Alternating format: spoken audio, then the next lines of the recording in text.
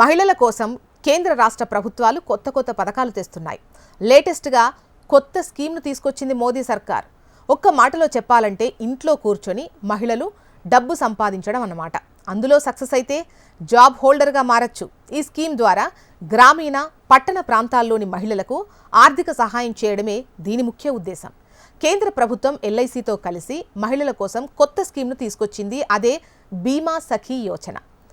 దీన్ని డిసెంబర్ 9న ప్రధాని నరేంద్ర మోదీ ప్రారంభించారు. ఇందులో మహిళ కాస్త కష్టపడితే ఎల్ఐసి ఉద్యోగం తెచ్చుకోవచ్చు. అది ఎలా అనుకుంటున్నారా? చూద్దాం.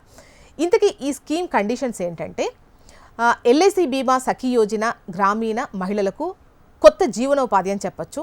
అవకాశాలను సృష్టించడమే కాకుండా దేశంలో వెనుకబడ్డ ప్రాంతాల్లో బీమా సదుపాయాన్ని మెరుగుపరచడం అన్నమాట. గ్రామీణ మహిళలు బీమా ఏజెంట్స్గా మారడం ద్వారా జీవనోపాధి పొందొచ్చు. ఏడాదిలోపు 1,00,000 బీమా సఖీలను, మరో 3 ఏళ్లలో 2 లక్షల మందిని చేర్చుకోవాలని భావిస్తోంది. ఈ పథకంలో చేరాలనుకునే మహిళలు కనీసం 10వ తరగతి పూర్తి చేసుండాలి. ఈ స్కీమ్ 18 నుంచి 70 సంవత్సరాల వయస్సు గల మహిళలకు మాత్రమే. 3 ఏళ్లలో 2 లక్షల మందిని నమోదు చేయాలని యోచిస్తోంది. ఈ స్కీమ్ వ్యవధి కేవలం 3 ఏళ్లు మాత్రమే. ఇందుకోసం ఎల్ఐసి ఉచితంగా ట్రైనింగ్ ఇస్తుంది.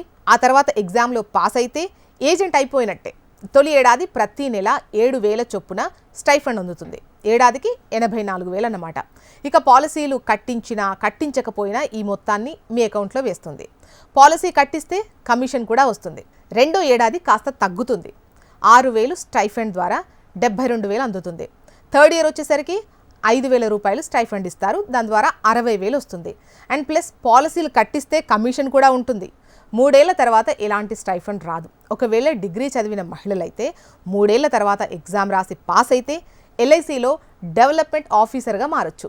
సింపుల్గా చెప్పాలంటే ఎల్ఐసిలో జాబ్ అన్నమాట. తొలి ఏడాదిలో 24 పాలసీలు అమ్మితే దాదాపు 40,000 పైచిలుకు కమిషన్ మనకు వస్తుంది. అదే సెకండ్, థర్డ్ ఇయర్లో ఆ పాలసీలు 65% మంది రెన్యువల్ చేస్తే అప్పుడు కమిషన్ కూడా వస్తుంది. ఇంట్లో ఎవరైనా ఎల్ఐసిలో ఉద్యోగం చేస్తున్నారో వారు దీనికి అనర్హులు. గుర్తుపెట్టుకోండి. ఆధార్, ఎడ్యుకేషన్ సర్టిఫికేట్లు, 10, ఇంటర్, డిగ్రీ వీటికి సంబంధించినటువంటి సర్టిఫికేట్స్ ఇవ్వాలి. అడ్రస్కు రేషన్ కార్డు సరిపోతుంది. ఇవన్నీ తీసుకొని ఎల్ఐసి ఆఫీస్కి వెళ్ళొచ్చు. లేదంటే ఎల్ఐసి సైట్లో నేరుగా ఆన్లైన్లో కూడా మనం అప్లై చేసుకోవచ్చు.